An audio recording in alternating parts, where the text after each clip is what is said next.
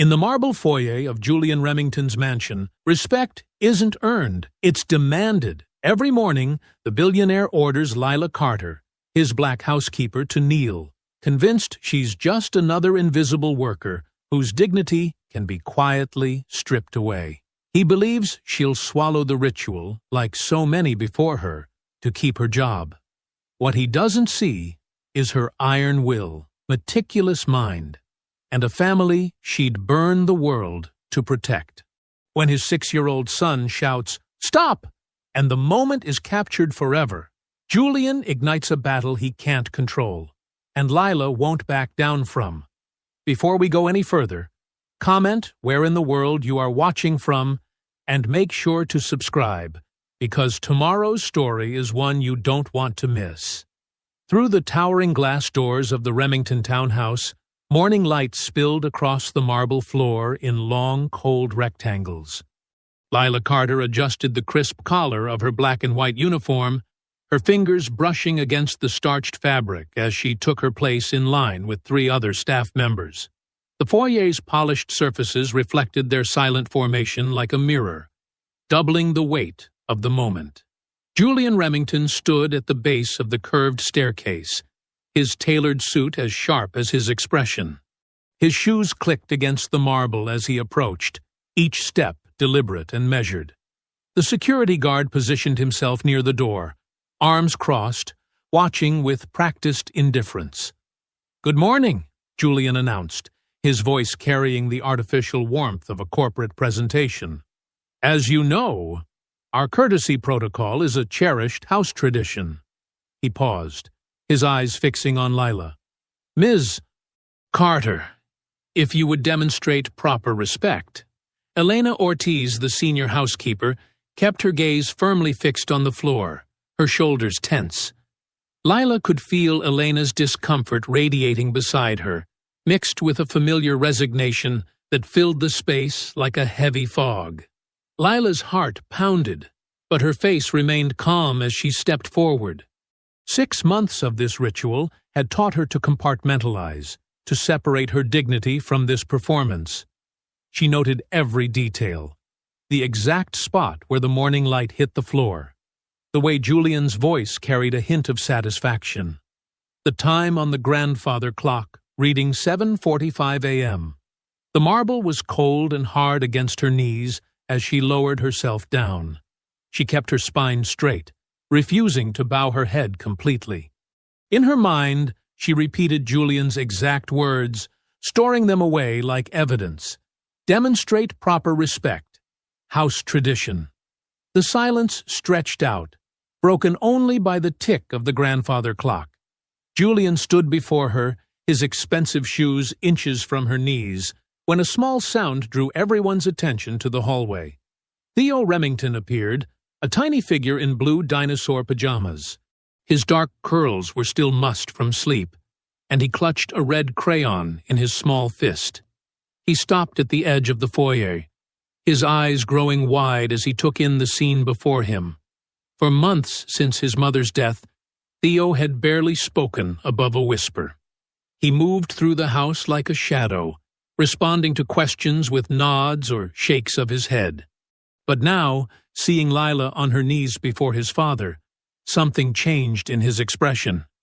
"Stop!" The word exploded through the foyer, sharp and clear as breaking glass. It bounced off the marble floors and high ceilings, seeming to echo in the sudden stillness that followed. Julian's body went rigid. His face, usually controlled and confident, drained of color. The security guard shifted uncomfortably, and Elena's hand flew to her throat in surprise. Lila lifted her head slowly, deliberately meeting Julian's stunned gaze. His eyes were wide, almost vulnerable, as if Theo's voice had cracked something in his carefully maintained facade. She didn't look away, didn't flinch. In that moment, the power dynamic in the room shifted like a sudden change in air pressure. The silence stretched for several heartbeats, broken only by the sound of Theo's crayon hitting the marble floor and rolling away. Julian swallowed hard, his Adam's apple bobbing in his throat. "That's Julian cleared his throat, his voice unusually rough. "That's enough for this morning. Everyone return to your duties. There will be a staff meeting at noon to reset expectations." The staff dispersed quickly and quietly, like leaves scattered by a sudden wind.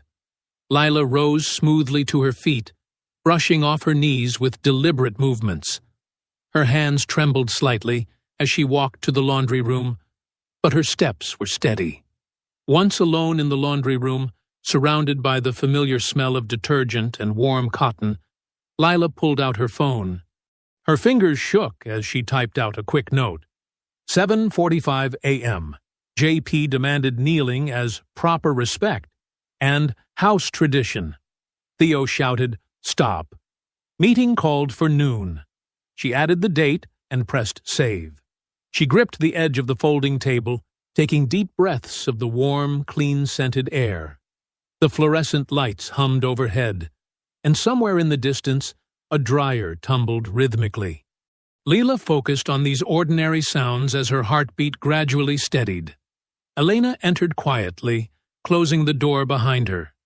Her experienced eyes took in Lila's trembling hands and rigid posture. "Sit down, Mahita," Elena said softly, pulling out a metal chair. "Take a moment." Lila sank into the chair, grateful for Elena's steady presence. "How long?" she asked. "How long has he been making staff kneel?" Elena's weathered face tightened. "Daily, for years, since before Theo's mother passed." She glanced at the door, then moved to a tall cabinet in the corner. From behind a stack of clean towels, she pulled out a thick black binder. "Here, page 32. Lila opened the staff handbook, its pages crisp and official. There it was in black and white. Courtesy Protocol. Her stomach churned as she read the detailed requirements for showing proper respect through traditional gestures of deference. Without hesitation, Lila pulled out her phone. She photographed the page carefully, making sure the timestamp and date were visible in the corner of her screen. She took multiple shots, including the handbook's cover and table of contents. "Be careful," Elena whispered, but her eyes showed approval. "I always am," Lila replied, tucking her phone away securely. Later that morning, Lila went upstairs to clean Theo's room. The boy sat cross-legged on his carpet, surrounded by crayons and paper. His small face was serious as he worked on a drawing, pressing hard with the red crayon to create a bold stop sign. Lila's heart squeezed as she watched him. He hadn't spoken since his outburst in the foyer, retreating back into his usual silence. As she dusted his bookshelf, a soft buzzing sound caught her attention. The sleek smartwatch on Theo's wrist lit up with a gentle pulse. Lila recognized it as part of his school's new safety program. All the first graders wore them. As she moved closer to collect his laundry, she noticed the watch's screen showing a settings menu. The words "Auto Upload Enabled" and "Safety Alert Logged" blinked quietly in one corner. A soft knock at the door made them both look up. Darren Cho, the house's IT administrator, stood in the doorway with his tablet. "Just checking the wireless signals," he said casually. But his eyes met Lila's with purpose. Lila followed him into the hallway, where he lowered his voice. "I heard about what happened this morning. There's something you should know." He glanced around before continuing. Theo's shout triggered 2 automatic recordings, one from his watch, one from the house system, both uploaded to our secure cloud storage for child safety incidents. Lila's breath caught. "And those recordings are time-stamped and protected," Darren confirmed. His fingers moved across his tablet. "But here's the interesting part. There's a mirror backup that syncs to a separate server. It's tied to Mrs. Remington's estate trust.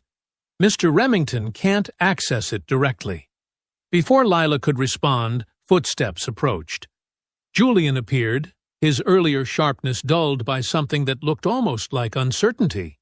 He paused at Theo's door, watching his son draw. "No more rituals," Julian announced quietly, as if making a generous concession. "We'll find other ways to maintain proper respect." Lila kept her face neutral, but inside, a small flame of hope flickered to life. For the first time, she'd seen Julian rattled, seen evidence preserved beyond his reach. The morning crept toward noon. Staff members began gathering in the formal dining room, their shoes quiet on the thick carpet. Lila checked her phone one last time, confirming the handbook photos were safely stored. She straightened her uniform, squared her shoulders, and walked into the room with measured steps. The massive mahogany table gleamed under crystal chandeliers, the chairs arranged with precise symmetry. Other staff members found their places, their movements careful and contained. Elena caught Lila's eye with a subtle nod as they took their seats. Lila's phone rested in her pocket, a solid reminder of the morning's documentation. The handbook photos, Darren's revelation about the recordings, Theo's unexpected intervention, pieces were falling into place. She folded her hands on the polished table surface and waited, her posture straight but relaxed, ready for whatever the meeting might bring. The grandfather clock in the hallway began to strike 12, its deep tones resonating through the house. Footsteps approached the dining room, and the staff fell silent, waiting for their employer to begin his reset of expectations. The dining room's heavy silence was broken by the click of expensive shoes on marble. Julian entered, followed by a slim woman in a crisp pantsuit, his new PR director. Behind them, catering staff wheeled in covered silver trays that released tempting aromas. "Friends," Julian began, his voice warm and practiced, "I want to address this morning's misunderstanding." He gestured expansively. Sometimes traditions can become distorted over time. What was meant as a symbol of mutual respect clearly needs updating for modern sensibilities. The PR director smiled professionally while distributing thick manila envelopes to each staff member. "Mr. Remington wants to make this right," she explained. "We're offering improved compensation packages and quarterly bonuses." Elena caught Lila's eye across the table, her expression carefully neutral. They both knew raises didn't come without strings. Lila opened her envelope and began reading the legal document inside. The language was dense, but certain phrases jumped out. Non-disclosure of internal culture and customs, confidentiality regarding workplace traditions and protocols, binding agreement not to discuss or document staff practices. "Take your time," Julian said smoothly, as waiters served elegant plates of grilled salmon and roasted vegetables. "But we'd like to resolve this today. Start fresh." Lila set down her fork. "I'd like to review this at home, if that's all right. Maybe have a lawyer look it over?" The PR director's smile tightened. "We prefer to handle these matters internally, in the moment. It builds trust." "Your phone, please," a gruff voice demanded. The security contractor loomed over Lila's chair, hand extended. "No personal devices during HR discussions. You people need to learn about proper workplace boundaries." The racial undertone in his voice made several staff members stiffen. Layla kept her voice steady. "This is my personal property. I'm not required to surrender it." "Now listen here," the guard started, reaching for her pocket.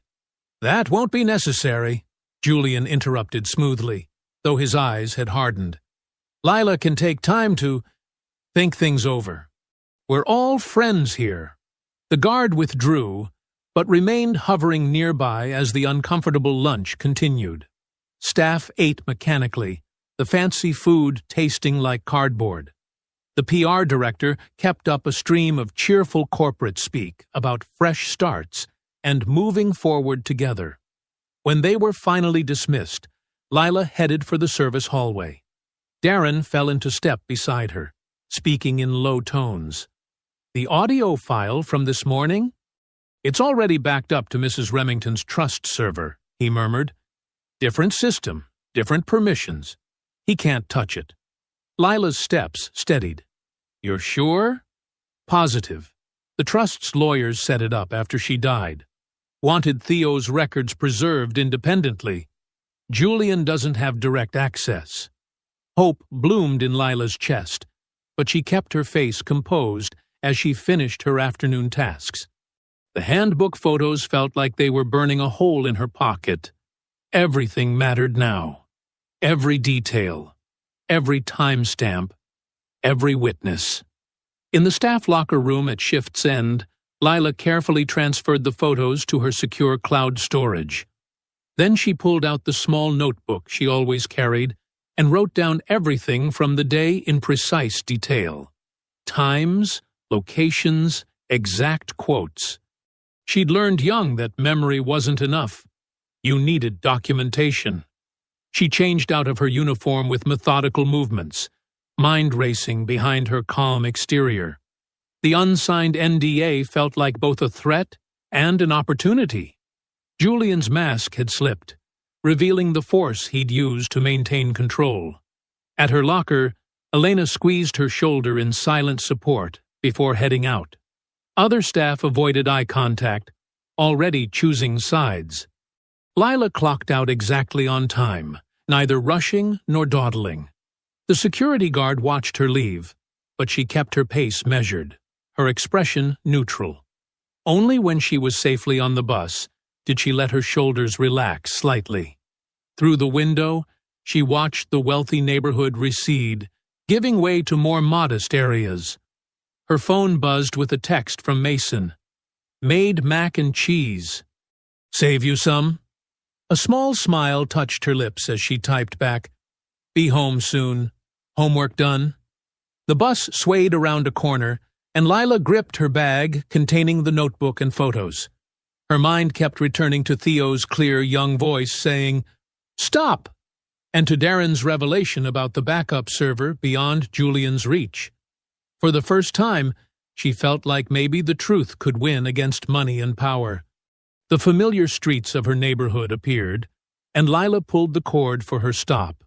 In her apartment, Mason would be waiting with his homework spread across their small kitchen table, probably sneaking extra cheese when he thought she wasn't looking. The thought steadied her as she stood, holding the overhead rail, ready to step down into the early evening air. The kitchen felt warm and familiar as Lila stirred the pot of spaghetti, letting Nina Simone's velvet voice wash over her from the old radio. Mason sat at their small table, pencil tapping against his math homework. Everything okay, Aunt Lila?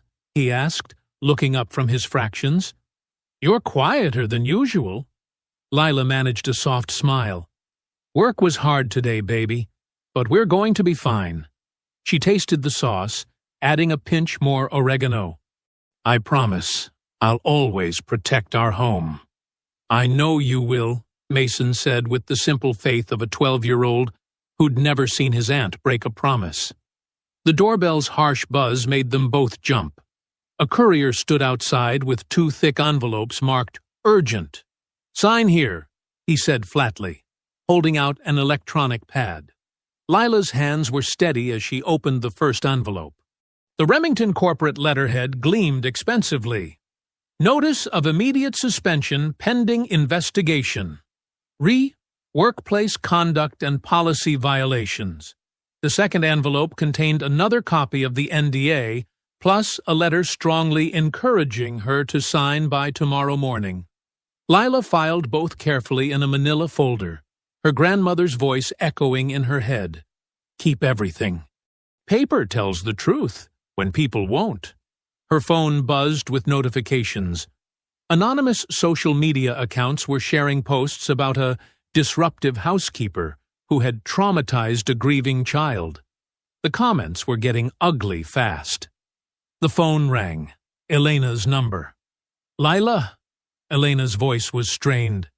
Jessica and Kim signed the NDAs an hour ago.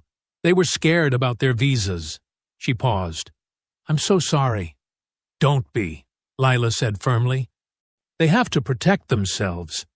She lowered her voice, moving away from Mason. Have you heard anything else? Just that Julian's lawyers are involved now. Be careful, Mija.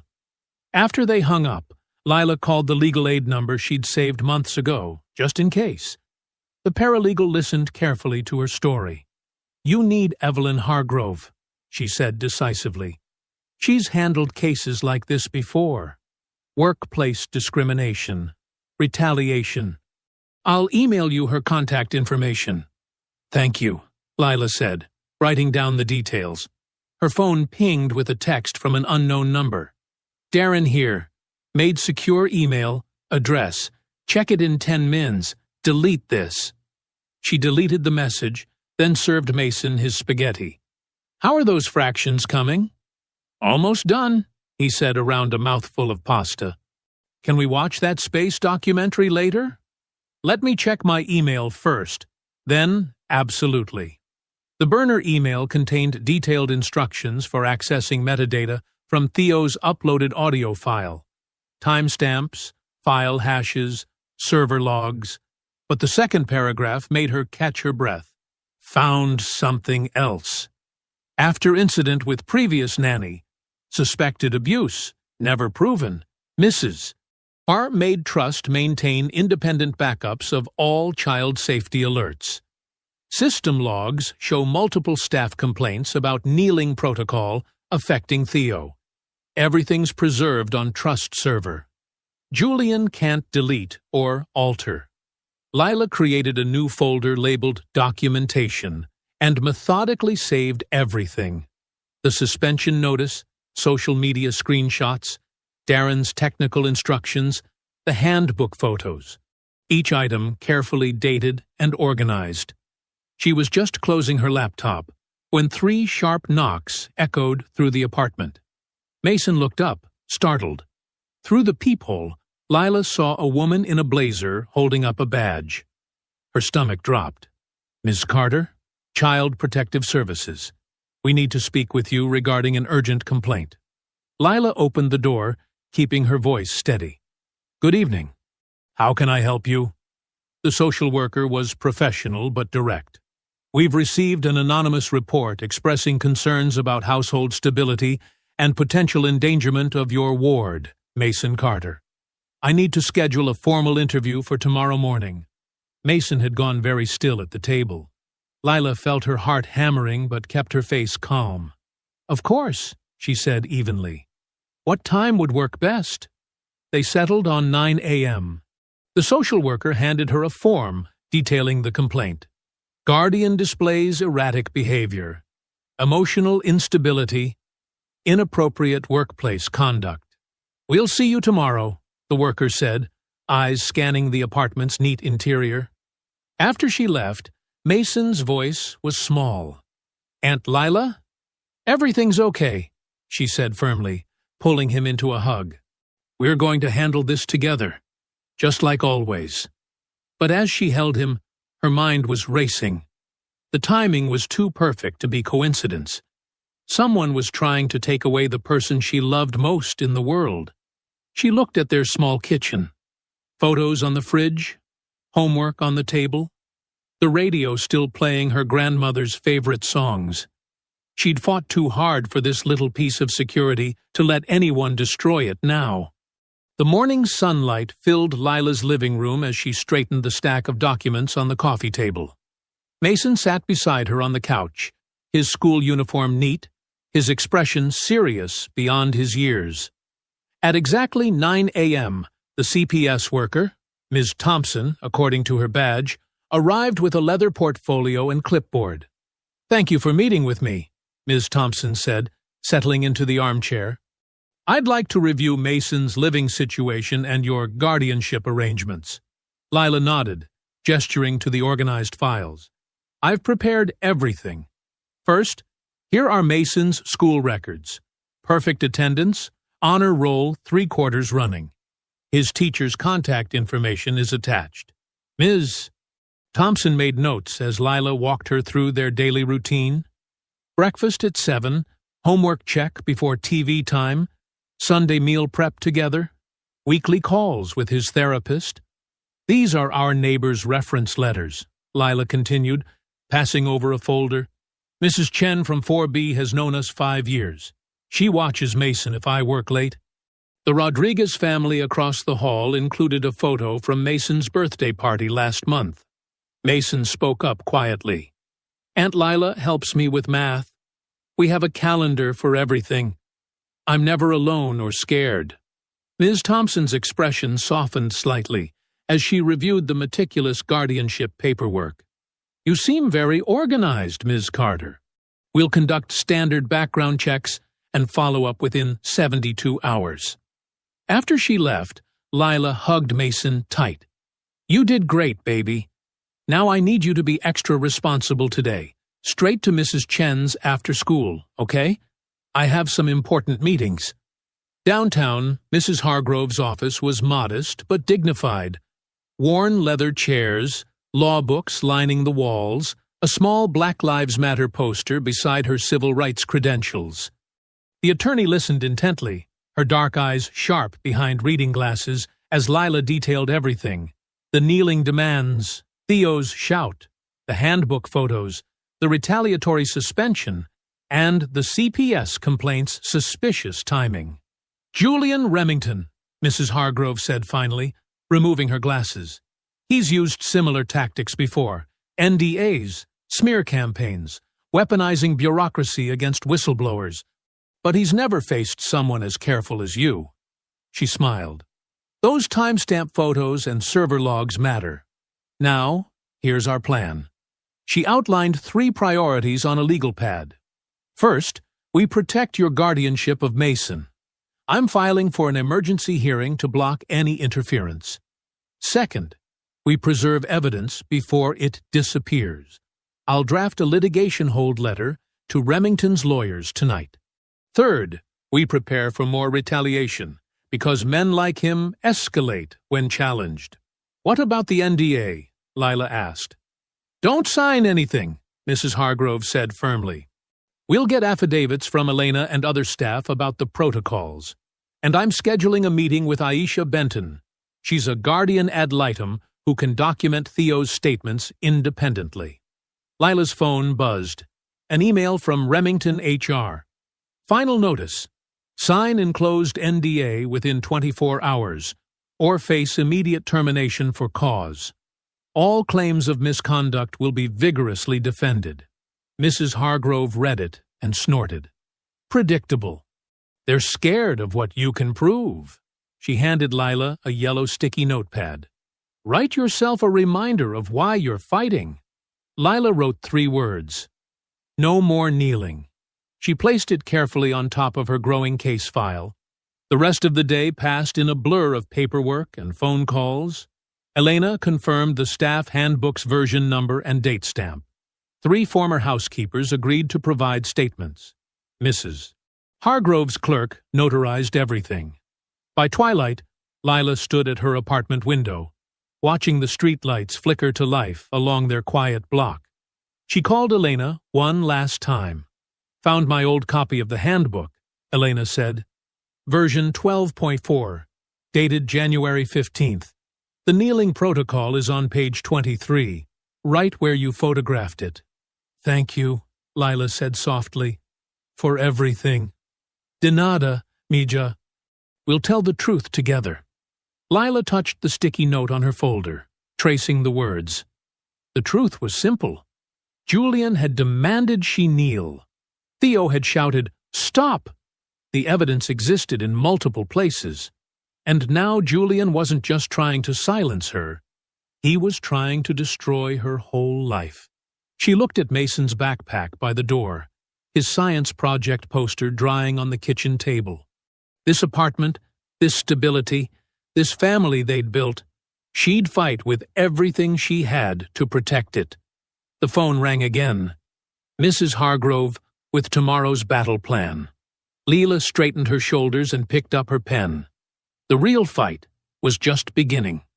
The courthouse's marble halls echoed with footsteps as Lila and Mrs. Hargrove made their way to the clerk's office.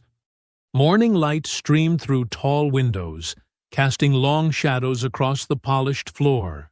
Lila clutched her expanding folder of evidence, now labeled with color-coded tabs. Emergency motions get priority, Mrs. Hargrove explained, her sensible heels clicking steadily. We're filing for two things: protection of your guardianship rights and preservation of evidence. At the filing window, Mrs. Hargrove handed over the motions with practiced efficiency. Lila watched as she highlighted key passages for the clerk: the timeline of retaliation, the sudden CPS report, the demand for documents before they could disappear. Here's my timeline, Lila said, passing her a neat handwritten account. Everything from the kneeling demand to when CPS showed up. I included timestamps for the handbook photos. Mrs. Hargrove nodded approvingly as she reviewed the detailed notes. This is exactly what we need. Clear, factual, chronological. Judges appreciate precision. They settled into chairs by a window to organize the exhibits. Lila's phone buzzed. An email from Aisha Benton confirming she could meet with Theo next week through proper channels. Good, Mrs. Hargrove said.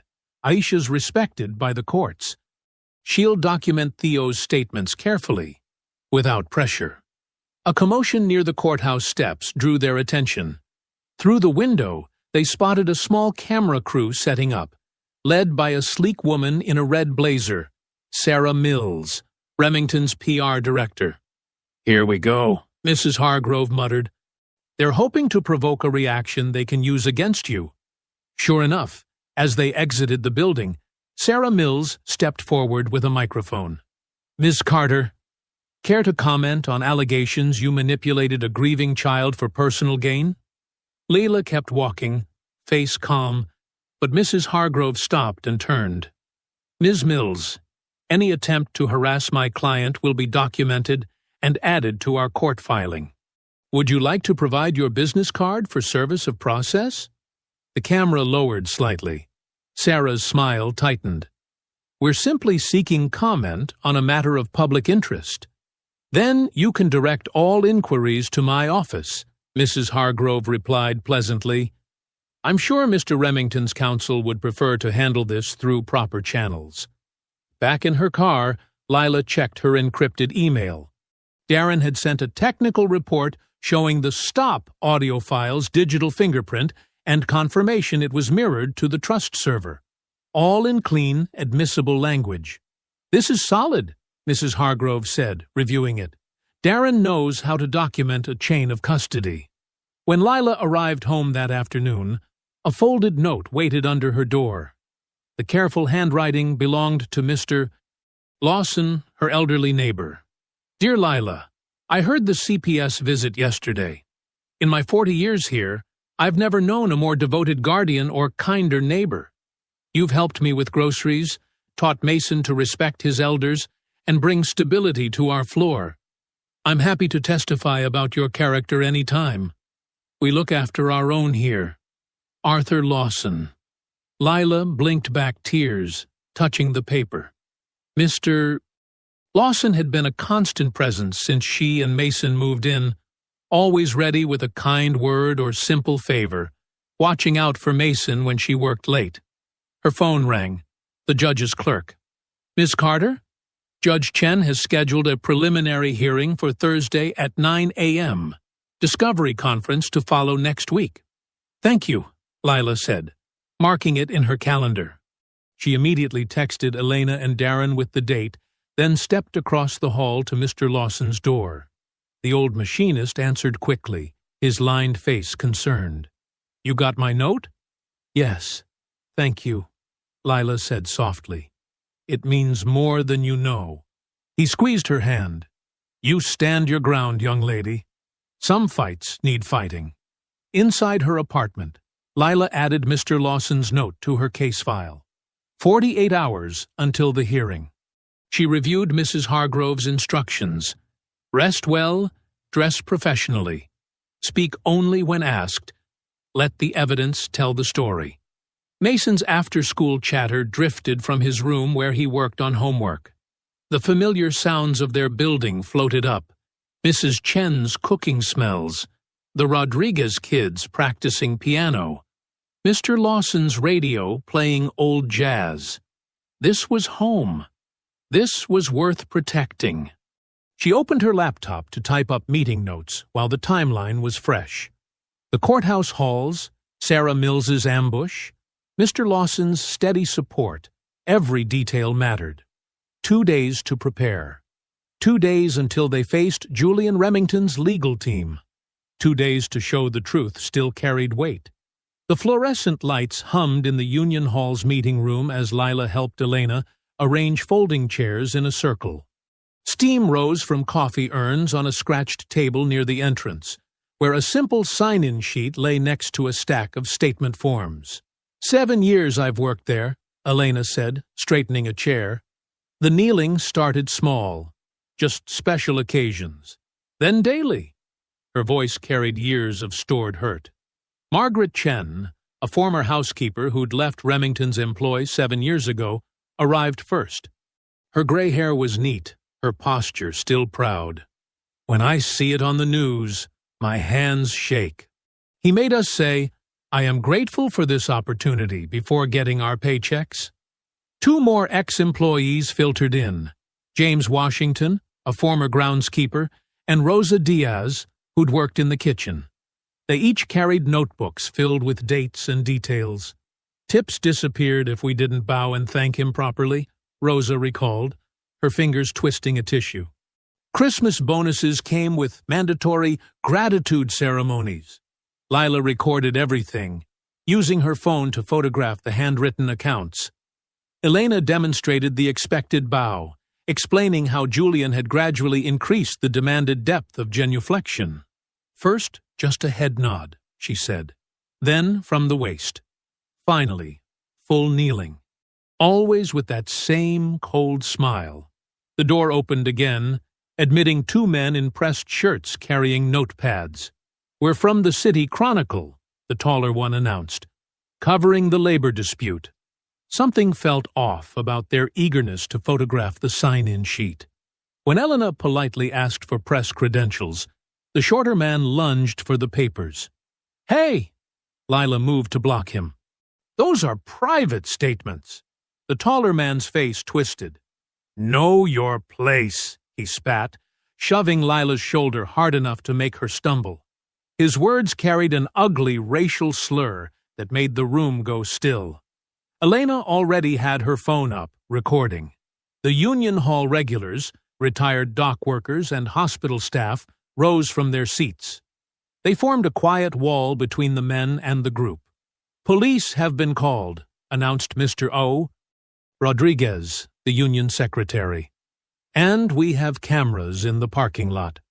The 2 men backed toward the door, but not before James Washington captured a clear photo of their retreating figures and their car's license plate. You okay? Elena hurried to Lila's side, still filming. I'm fine. Lila straightened her jacket, her shoulder aching. Just glad they didn't get the statements.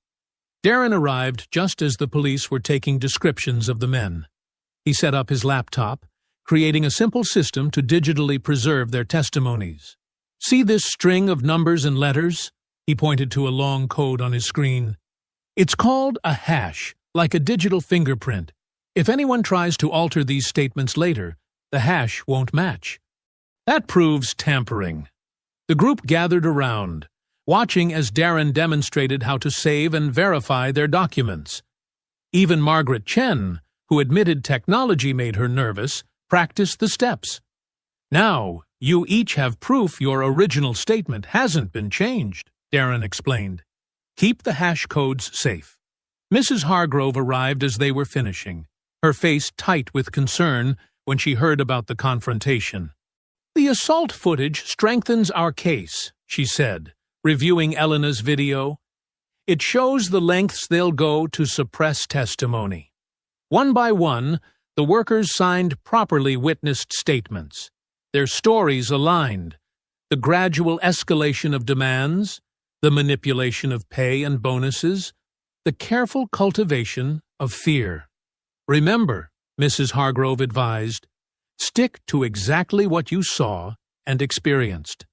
Dates, times, specific words used. Let the pattern speak for itself. Later, As Elena drove Lila home, streetlights flickered past in steady rhythm. I knew others had stories, Lila said quietly. But hearing them all together, she touched her bruised shoulder. That's why they tried to steal the sign-in sheet, Elena replied. They're scared of us standing together. I'm scared too, Lila admitted, but less scared than this morning. All those voices saying, me too, it helps. Her apartment was dark except for a small lamp. Mason lay sprawled on the couch, math homework scattered across his chest, one sock dangling off his foot. Lila carefully gathered the papers and covered him with the soft blanket her grandmother had crocheted. She touched his forehead gently, remembering the determination in Margaret Chen's eyes, the steady recording of Elena's phone, the protective circle of union workers. Different kinds of courage, all aimed at the same truth. Some things were worth fighting for. The Child Advocacy Center's playroom walls were painted in soft blues and yellows. Scattered toys waited on low shelves. Wooden blocks, stuffed animals, and fresh boxes of crayons. Aisha Benton arranged the art supplies on a kid-sized table while watching Theo through the observation window. The 6-year-old stood in the hallway, holding his father's hand.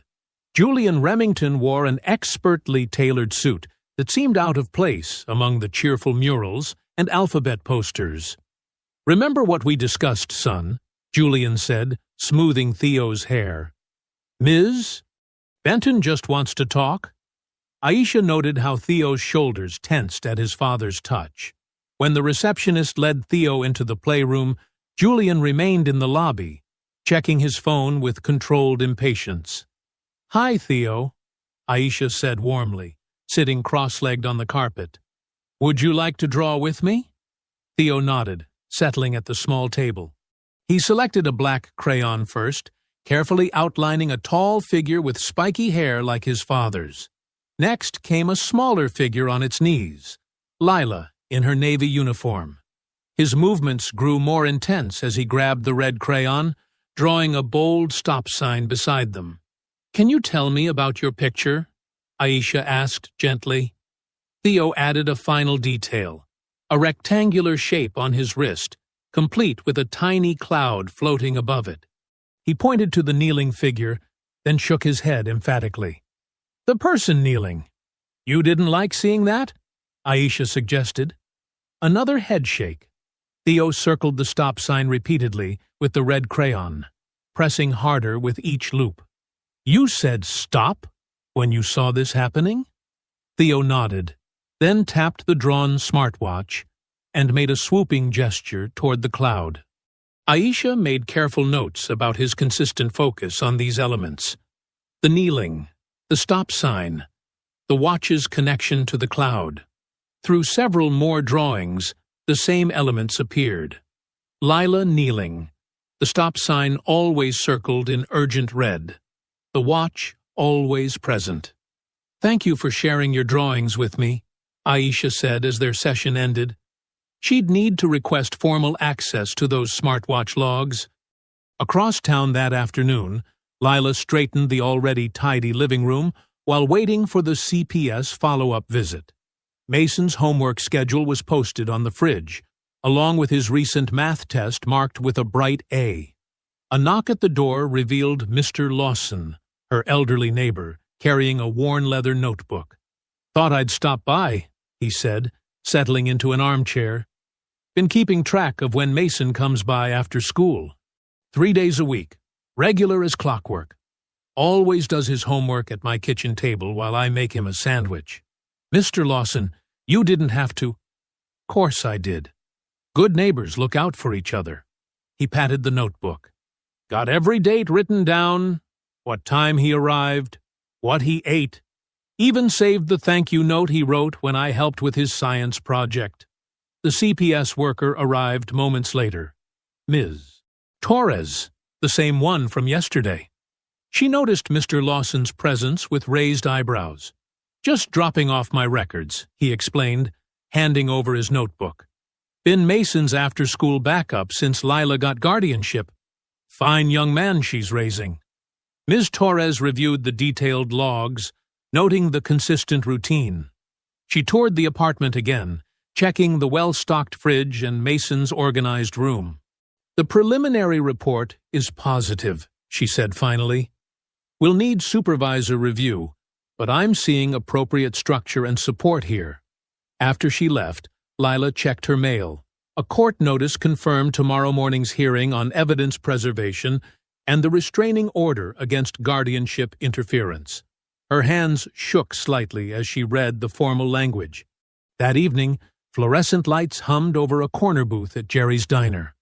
Lila stirred her coffee while Elena reviewed their written statements. Darren arrived with a manila envelope, sliding into the vinyl seat. I've simplified the technical details, he said, spreading out several printed pages. See these columns? They show when Theo's watch uploaded the audio, with matching timestamps from the house system and trust server. Will the judge understand all this? Lila asked. That's why I made this summary. Darren pointed to a clearly formatted timeline. No technical jargon, just when things happened, and how we can prove the files weren't altered. Elena squeezed Lila's hand. We've got the handbook photos, the staff statements, and now this. Real proof, not just our word against his. And Theo's drawings, Lila added softly, remembering the little boy's quiet determination with his crayons. Those tell the truth, too. They worked through their statements again, making sure every detail was clear and supported. The diner's regular dinner crowd came and went as they prepared for tomorrow's hearing, their coffee growing cold in sturdy ceramic mugs. The family courthouse buzzed with morning activity as Lila smoothed her navy blazer, a thrift store find she'd carefully pressed the night before. Mrs. Hargrove stood beside her, arranging documents with practiced efficiency. Across the aisle, 3 lawyers in expensive suits represented Julian Remington, who had chosen not to appear in person. All rise, the bailiff called as Judge Martinez entered. Her sharp eyes scanned the courtroom as everyone settled back into their seats. We're here on Carter versus Remington, Judge Martinez began, regarding a temporary restraining order and evidence preservation. She turned to Hargrove. You may proceed. Mrs. Hargrove approached the podium with measured steps. Your Honor, we seek 2 immediate protections. First, to prevent interference with Ms. Carter's established guardianship of her nephew Mason, and second, to preserve crucial evidence of workplace policies at the Remington residence. She lifted the first exhibit, Lila's photos of the staff handbook. This document, dated and version-controlled, explicitly requires staff to perform what Mr. Remington called a courtesy protocol, forcing employees to kneel daily as a show of submission. The opposing counsel shifted in their seats as Hargrove continued. We have sworn affidavits from current and former staff members. She handed copies to the clerk. Elena Ortiz, senior housekeeper of 15 years, and 3 previous employees, all confirm this practice was mandatory, not voluntary. Lila watched the judge study the statements, her expression carefully neutral. Her heart pounded, but she kept her posture straight and calm. Furthermore, Hargrove continued, we submit this technical summary prepared by Mr. Remington's own IT administrator. She presented Darren's metadata report. It confirms the authenticity of an audio recording where Mr. Remington's son witnessed and objected to this ritual. One of Remington's lawyers stood. Objection, Your Honor. This alleged recording hasn't been authenticated by our experts. The metadata and server logs establish its provenance, Hargrove countered. And we have this.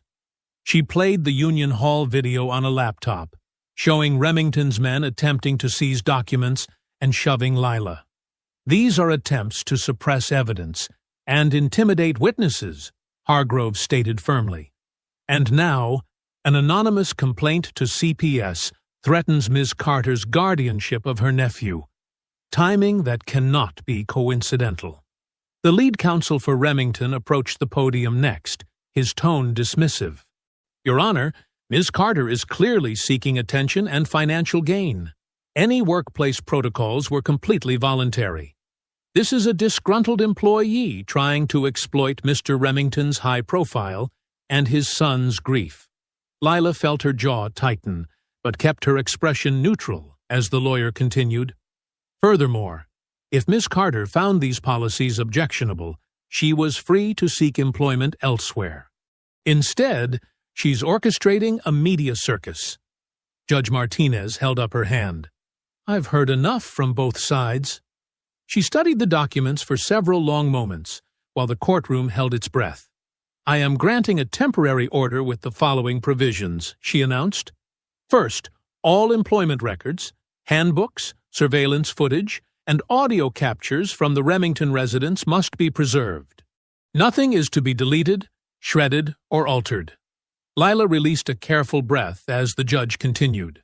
"Second, Mr. Remington and his representatives are prohibited from contacting Child Protective Services regarding Ms. Carter except through proper legal channels.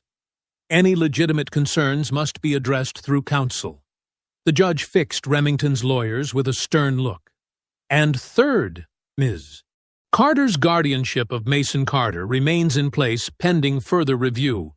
There is no evidence supporting its disruption." She tapped her gavel. "This order remains in effect until our full hearing next month. We're adjourned." A few reporters scribbled notes in the back row as everyone stood. Outside the courtroom, a woman in a crisp suit approached Mrs. Hargrove quietly. "I'm with the City Oversight Committee," she said in low tones. "We're scheduling a televised hearing next week on labor practices.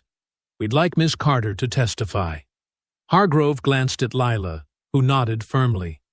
On the courthouse steps, morning sunlight warming her face, Lila pulled out her phone to call Mason. She smiled as his voice answered, bright with youth and energy. "Hey, kiddo," she said softly. "Good news. Everything's okay with us staying together." The judge made sure of it. "Really?" Mason's relief was clear even through the phone. "So nobody can mess with us?" "That's right. We're safe." She caught Mrs. Hargrove's eye. "I have to testify at another hearing next week, but we'll prepare for it starting today." "You've got this, Aunt Lila," Mason said, with complete confidence. Hargrove was already checking her calendar. "We should start preparing your testimony immediately. This televised hearing will reach a much wider audience." Leela squared her shoulders, feeling both the weight and the importance of what lay ahead. The temporary order was just the first step, but it was a crucial one. Proof that the truth could stand up against power when brought into the light. The City Hall chamber hummed with tension on the crisp morning. Over the last 7 days, Lila rehearsed testimony with Hargrove. Elena gathered more declarations, and Aisha finalized her notes on Theo. Now it's the morning of the televised hearing. Lila sat at the witness table, her navy blazer crisp, her hands steady on the microphone. Local news cameras tracked her every move as she faced the City Oversight Committee. "Please state your name for the record," the committee chair said. "Lila Carter, Ms. Carter, can you describe the daily ritual Mr. Remington required of his staff?" Lila spoke clearly, her voice carrying through the packed chamber. Every morning at 8 a.m., staff would line up in the foyer. Mr. Remington would select one person to kneel on the marble floor as a sign of respect. Most days, he chose me. And this was mandatory? Yes. The staff handbook called it the courtesy protocol. Missing it meant write-ups or lost wages. She described the cold marble, the security guard's watchful eye, the way other staff had to avert their gaze. Her measured tone made the humiliation even starker. Elena testified next, her silver hair neat under the harsh lights. "I've worked there 15 years. The kneeling started after Mrs. Remington passed. Before that, she never would have allowed it." The committee members leaned forward as Elena described watching newer staff members break down in tears after sessions, of Julian's comments about knowing their place. Then came the moment everyone waited for. The large screen lit up with Aisha's pre-recorded interview with Theo. The 6-year-old sat in a bright playroom, his dinosaur shirt wrinkled. "Can you tell us what you saw that morning, Theo?" Aisha asked gently. Theo's voice was soft, but clear. He made her kneel. "I said stop." "Why did you say stop?" "Because Mommy said we don't make people do that. It's not nice." He looked down at his hands. "I miss Mommy." The chamber fell completely silent. Committee members dabbed their eyes. On social media, a domestic workers' defense fund started trending as donations poured in. During the lunch break, Hargrove showed Lila her phone. "The Workers' Fund has raised over $100,000 already. People are finally seeing the truth." For one shining moment, it felt like justice was within reach. Lila allowed herself to smile as reporters asked for comments and supporters patted her shoulder. But by late afternoon, everything changed. First came the slick video from Remington's PR team. It featured audio experts claiming the stop recording showed signs of manipulation. Computer graphics demonstrated how voice synthesis could fake a child's speech. Social media floods with doubt. Then the corporate court ruling hit. A judge granted Remington's request to classify the staff handbook as proprietary information. The NDAs were temporarily enforced, blocking Elena and others from sharing handbook details publicly. "It's a delay tactic," Hargrove assured Lila as they left City Hall. "We'll appeal." But Hargrove never finished the sentence. She grabbed her chest, face gray, and collapsed. As paramedics loaded her into an ambulance, her blood pressure was dangerously high. Lila barely had time to process this when her phone buzzed. The CPS worker's voice was apologetic but firm. "Ms. Carter, we've received concerning new information. I have a temporary removal order for Mason pending clarification of these issues." "What new information?" Lila's voice shook. "Everything was fine last week. I'm sorry, but I can't discuss the specifics. We'll be there within the hour." Lila rushed home to find Mason playing video games, unaware his world was about to shift. She helped him pack a small bag, trying to explain through numb lips that he had to stay with a foster family temporarily. "But you said we were safe," he whispered, as the CPS worker led him away. "You promised." Now, close to midnight, Lila sat in her dark kitchen. The apartment felt wrong without Mason's presence. No homework spread across the table, no teenage boy raids on the fridge, no sound of his video games. She walked to his room and picked up the hoodie he'd left draped across his desk chair. The fabric still smelled like his body spray as she carefully folded it and placed it on his empty bed. Back in the kitchen, Lila pulled out her folder of evidence and set it on the table. Her hand found a pen in the darkness. The day's events tried to crush her spirit. Hargrove in the hospital, Mason gone. The truth twisted into lies. But sitting there in the quiet dark, Lila whispered words that were both a promise and a declaration. "I am not done." Lila's kitchen light cast a soft glow as she spread her documents across the worn table. Her fingers traced each page methodically, the way her grandmother had taught her to check seams when sewing. Every detail mattered. The staff handbook pages lay before her like puzzle pieces. She'd stared at them so many times, but now, running on coffee and determination at 1 a.m., something caught her eye. There, in tiny text along the bottom margin, Rever 2023 Q2 V4.1. Print code, REM HR 0422. She grabbed her phone, zooming in on the photos she'd taken. Each page had similar codes. Flipping through her work emails, she found quarterly notices about updated handbooks. The dates matched perfectly with the footer codes. "Receipts," she whispered, remembering the vendor invoices she'd filed when covering for Elena during inventory week. She opened her work folder, and there they were.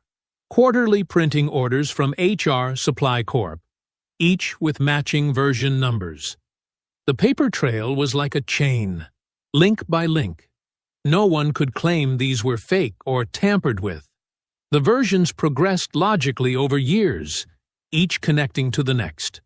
Her phone showed 3:47 a.m. when she finally lay down, but sleep wouldn't come. By 6 a.m., she was dressed and texting Elena to meet before the morning shift change. The autumn air was sharp as Lila waited near the service entrance of the Remington townhouse. Elena appeared, her gray hair neat under a wool cap. "I think I found something," Lila said quietly, showing Elena the handbook codes. Elena's eyes widened. "Wait, there's more." During the renovation last year, we moved lots of old files to a safe in the back service corridor. I remember seeing protocol memos there. "Can we access it?" Elena held up her keycard. "Service areas are common spaces. We have the preservation order. We're not going anywhere private." They timed their entry between shift changes, when the halls were quietest. Elena's keycard beeped green at the service door. The familiar smell of cleaning supplies and laundry soap filled the air.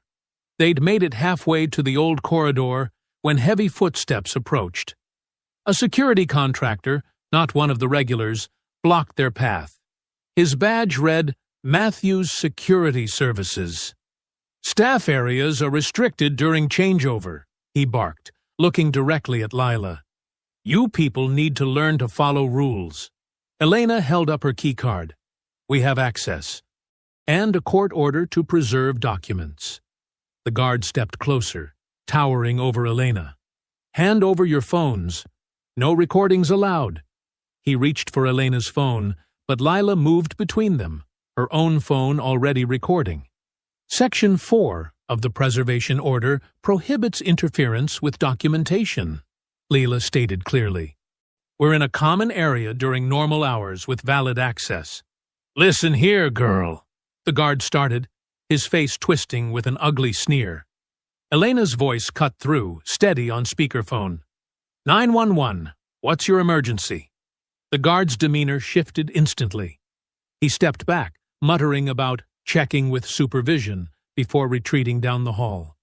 Elena's hands trembled as she led the way to the old corridor. "I haven't been this far back since the renovation," she said. The safe was there, just as she remembered, tucked behind a supply shelf. The combination hadn't changed. Elena's institutional memory proved invaluable again. Inside, manila folders held years of staff documents. They worked efficiently, photographing everything in place. Outdated handbooks with progression of the courtesy protocol, payroll forms where staff acknowledged reading the requirements, and, most damning, a memo on Remington letterhead signed by Julian himself.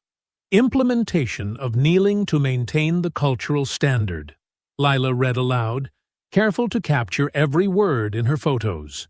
"Effective immediately and non-negotiable." They documented everything methodically. Dates, times, positions of documents, nothing disturbed or removed. Lila added detailed notes to each photo before sending the entire package to Hargrove's office email with timestamp verification.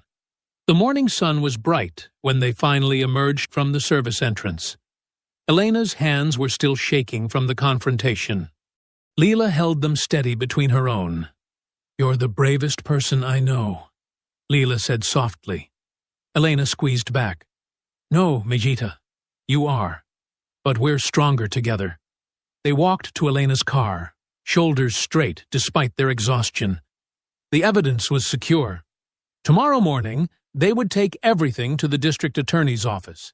"Get some rest," Elena said as Lila got out at her bus stop.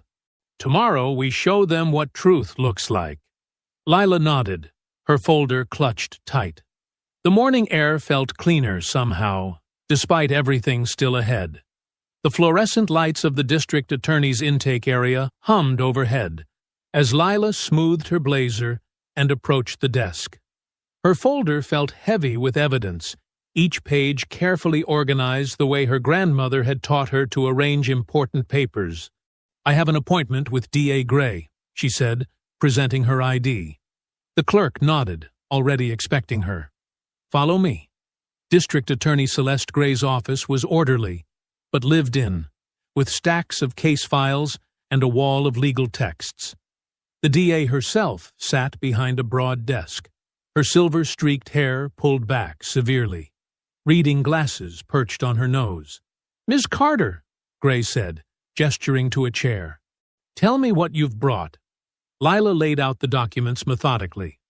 First, photos from this morning showing the staff protocol documents stored in the Remington House safe. Each page has version numbers matching quarterly updates and vendor invoices. Gray examined the images with a prosecutor's eye. "Walk me through the timeline." The kneeling requirement started years ago. "Here's the original memo signed by Julian Remington himself." Lila pointed to the letterhead. The staff handbook versions show how it evolved into official policy. "And the audio file from the child's outburst?" Lila opened Darren's technical summary. The original file was automatically uploaded to 2 locations, the house server and a backup connected to Mrs. Remington's trust. Both copies exist from before any publicity. Gray's phone buzzed. "Perfect timing. Your IT contact is here." Darren entered, his tie slightly askew despite his careful demeanor. He carried a laptop and several folders. "I can verify the file authenticity," he said, setting up his computer. "The trust server is managed by Third Valley Data Vaults. They maintain immutable logs, meaning records can't be altered after creation." "Show me," Gray said, leaning forward. Darren pulled up screens of technical data. "Here's the original file hash from the morning upload. It matches the copy on the trust server exactly. I've prepared a sworn declaration explaining the technical details in layman's terms. What about claims the audio was faked? Impossible given the timestamp and backup architecture. The file existed hours before anyone outside knew about the incident." Darren's voice held quiet certainty. Mrs. Remington specifically required independent backups after a previous incident. It's in the trust IT contract. Gray's phone lit up again. "Excuse me, this is relevant." She put the call on speaker. "Go ahead, Ms. Benton." Aisha's voice filled the room. "I'm forwarding my report on Theo's statements. He's been completely consistent in multiple sessions, showing no signs of coaching. I'm also sending a formal request for limited smartwatch log access through proper channels." "Very thorough," Gray said. "Anything else?" "Yes, I've documented his emotional responses when discussing the incident. They align with genuine trauma recall, not rehearsed behavior." After ending the call, Gray studied the growing stack of evidence. Her fingers drummed once on her desk before she reached a decision. "I'm opening a criminal investigation," she said. "Witness intimidation, attempted evidence tampering, possibly more." She pulled out official forms. "I'll draft subpoenas for Remington Corporation, the trust's IT vendor, and that security contractor." "Mrs. Hargrove is still in the hospital," Lila said, "but she's stable." As if on cue, Lila's phone lit up with a video call. Hargrove's face appeared, tired but alert in her hospital bed. "I'm following everything," Hargrove said. "My colleague James Chen will handle the next court appearance. He's fully briefed." She managed a small smile. "You've done outstanding work, Lila. We'll coordinate with your office on document production," Gray told Hargrove. To Lila, she added, "I'll need you available for follow-up questions." "Of course," Lila said. Gray began signing the subpoenas with swift, practiced strokes. "These will go out immediately." Corporate counsel usually responds fastest when their trading day is disrupted. The afternoon light was fading when Lila finally left the DA's building. Her phone buzzed with a text from Elena. "Breaking news! DA subpoenas just landed. Remington Board called emergency meeting for tomorrow a.m. Lila looked up at the city skyline, where dark clouds were finally breaking apart after days of rain. The air felt clearer, like it does after a storm passes through and washes everything clean. She checked the time, just enough left to pick up Mason's favorite takeout before heading home. One day at a time, she thought. One truth at a time. The press room buzzed with anticipation as journalists settled into their seats. Camera lights blazed, and microphones crowded the podium where District Attorney Celeste Gray would speak. Lila sat in the back row between Elena and Darren, her hands clasped tightly in her lap. Gray strode to the podium exactly on time, her silver hair gleaming under the lights. She adjusted her glasses and began without preamble. This morning, my office launched a formal investigation into potential criminal conduct at Remington Corporation, she announced, her voice clear and measured. We are examining evidence of witness intimidation, obstruction of justice, and tampering with evidence in connection with recent allegations of worker abuse.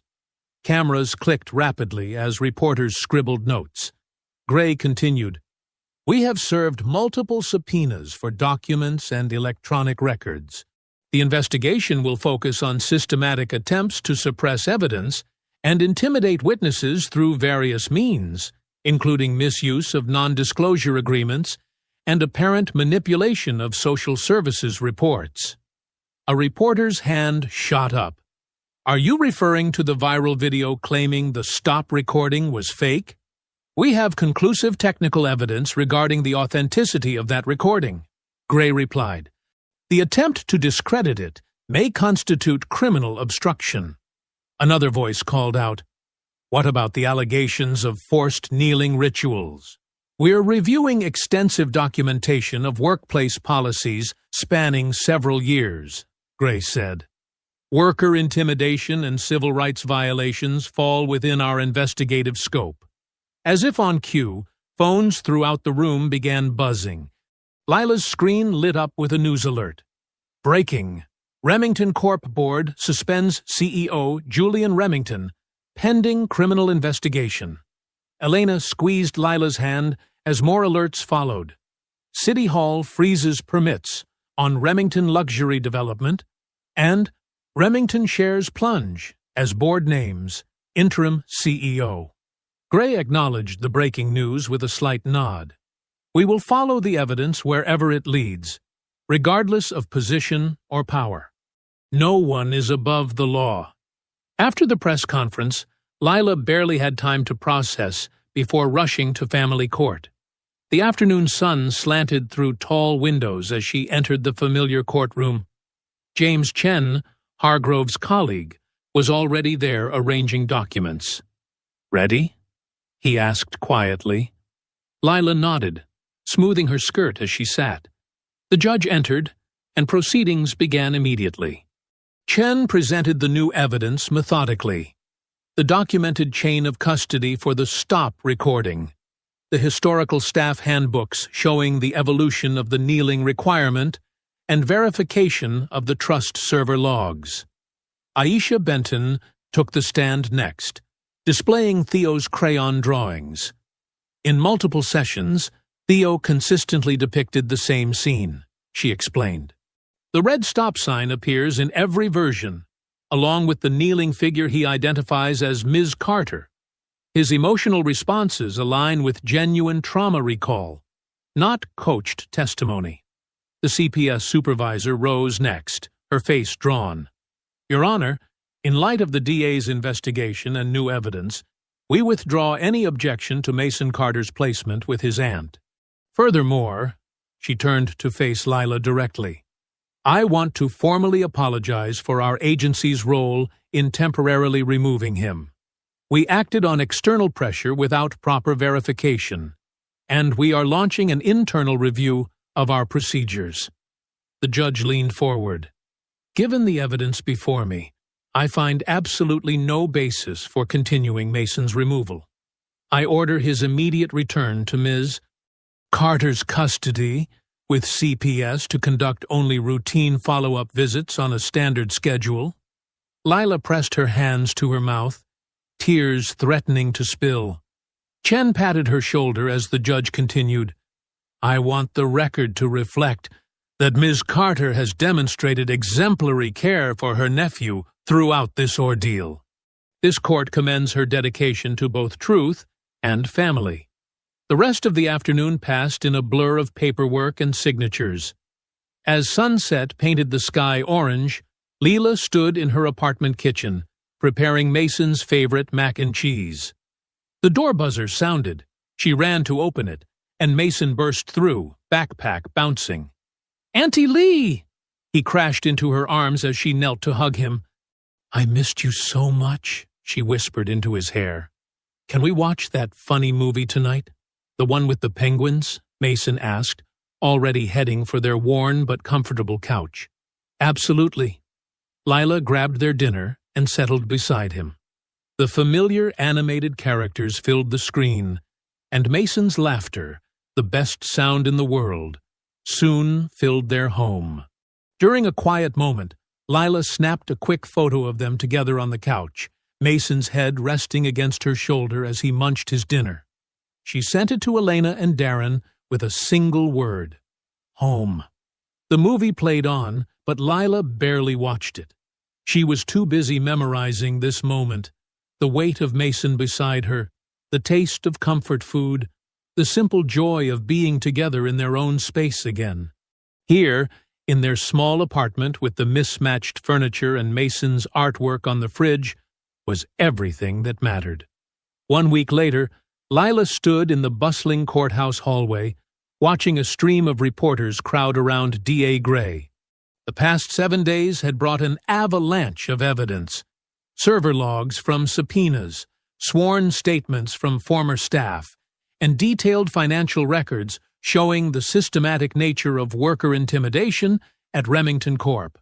The defendant has agreed to plead guilty to multiple counts of obstruction of justice and evidence tampering, Gray announced, her voice carrying over the crowd. This includes attempts to destroy records and the coordinated campaign to discredit authentic evidence. Lila felt Elena's steadying presence beside her as they listened.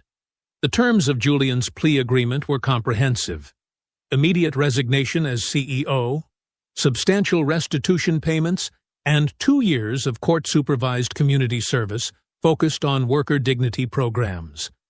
Additionally, Gray continued, the civil settlement establishes a $10 million domestic workers' dignity fund, overseen by an independent board. This will support training, legal aid, and emergency assistance for household employees throughout the city. Reporters' hands shot up, but Gray wasn't finished. The security contractor who assaulted Ms. Carter has been indicted on separate charges of assault and civil rights violations. Let me be clear: physical intimidation and racial harassment have no place in any workplace. After the announcement, Lila retreated to a quiet conference room with Hargrove, who had recovered enough to attend key proceedings. Her cane tapped softly on the floor as she settled into a chair. "The city council vote is scheduled for this afternoon," Hargrove said, spreading out papers. "The new ordinance will explicitly ban degrading workplace protocols and limit NDAs that hide abuse. Your testimony helped shape that language."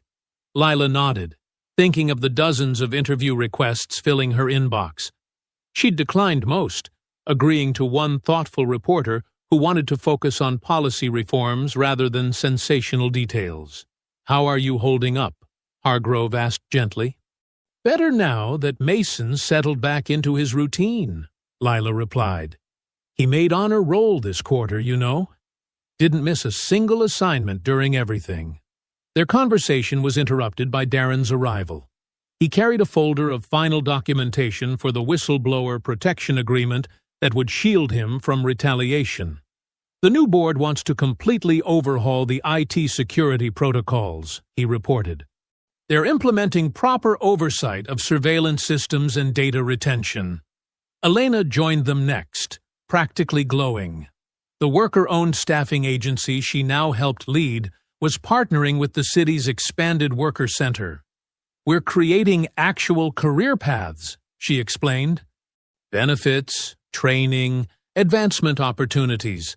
Everything domestic staff should have had all along. They gathered around blueprints spread across the conference table. Plans for the new community center that would rise partly funded by settlement money. The former Remington property had been redesigned to include classroom space, counseling offices, and a daycare center. The worker training classroom will be ready for the first certification course next month, Elena said, pointing to a bright corner room. We're starting with workplace rights and safety. Lila traced the outline of the classroom with her finger, remembering the cold marble floor where she once had to kneel. Now that space would help ensure no one else faced similar humiliation. A text from Mason lit up her phone. Good luck at the meeting. Made cookies with Mrs. Lopez for when you get home. Attached was a slightly blurry photo of chocolate chip cookies cooling on their neighbor's rack. He's really thriving, Hargrove observed with a smile. We all are, Lila said quietly. Different kind of strength when you're standing up for what's right. The afternoon sun slanted through the windows as they reviewed final details for next week's ribbon-cutting ceremony. Construction crews were already installing the center's sign, Community Justice and Worker Dignity Center. Darren checked his phone. The council vote just passed, unanimously. The new Workplace Protection Ordinance takes effect in 30 days. Elena wiped away a tear. My daughter wants to intern at the center this summer. Says she wants to learn how to help people stand up for themselves.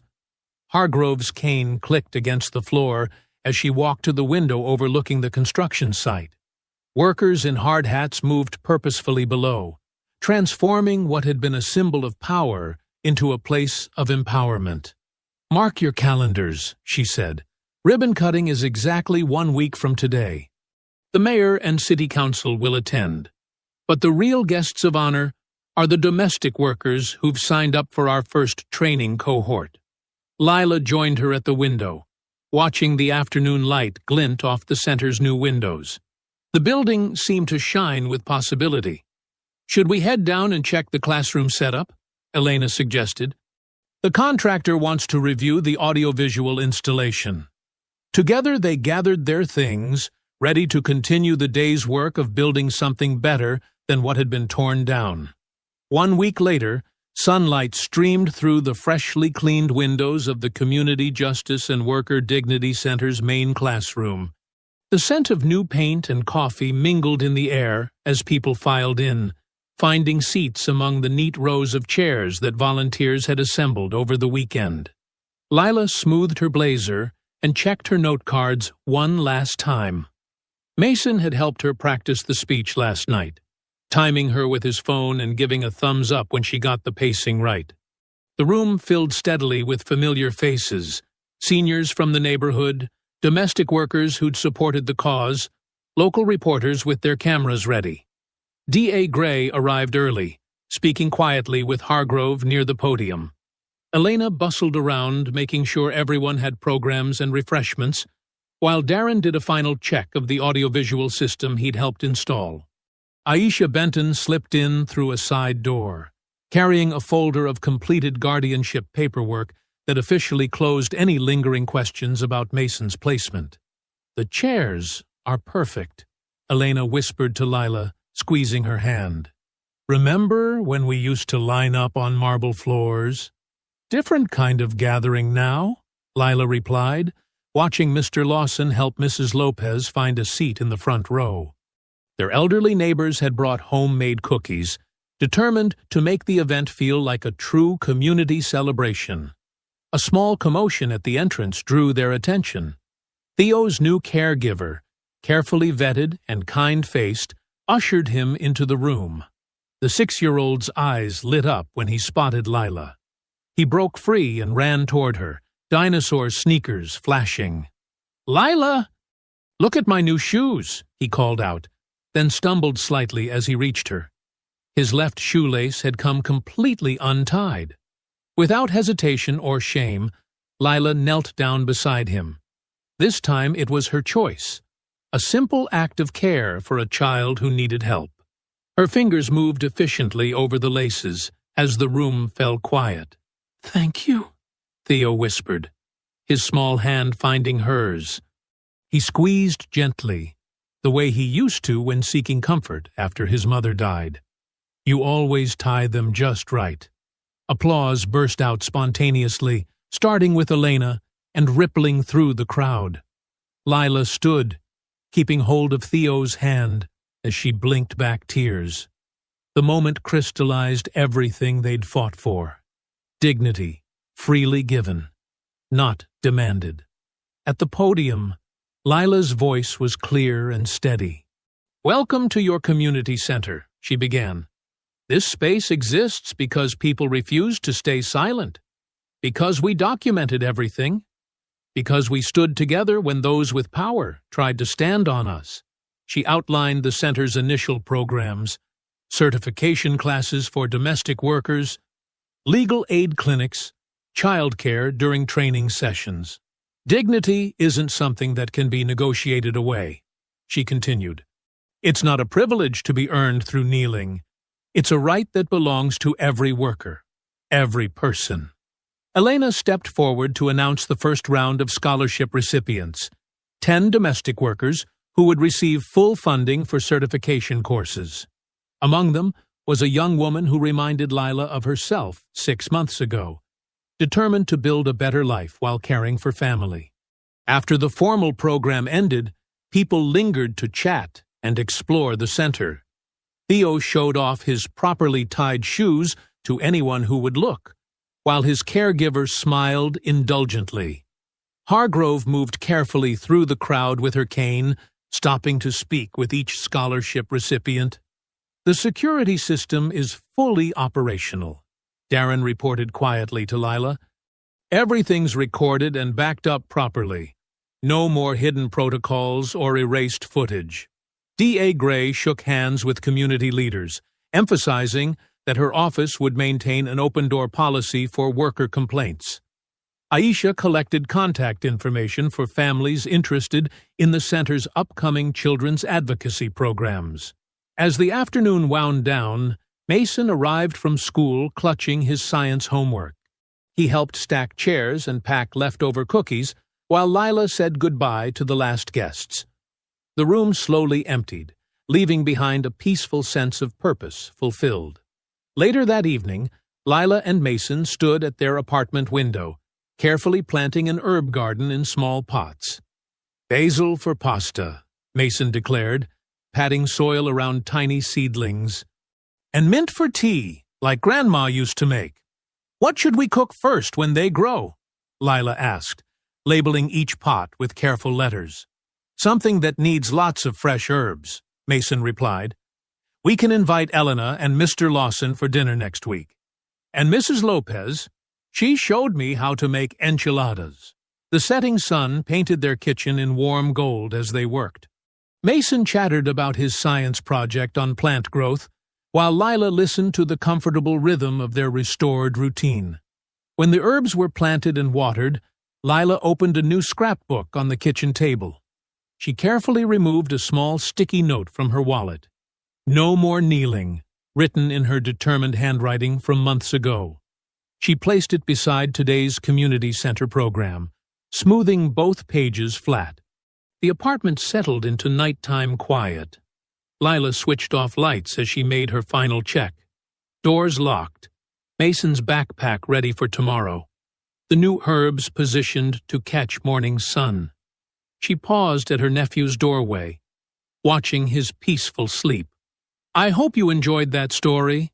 Please share it with your friends and subscribe so that you do not miss out on the next one. In the meantime, I have handpicked 2 stories for you that I think you will enjoy. Have a great day.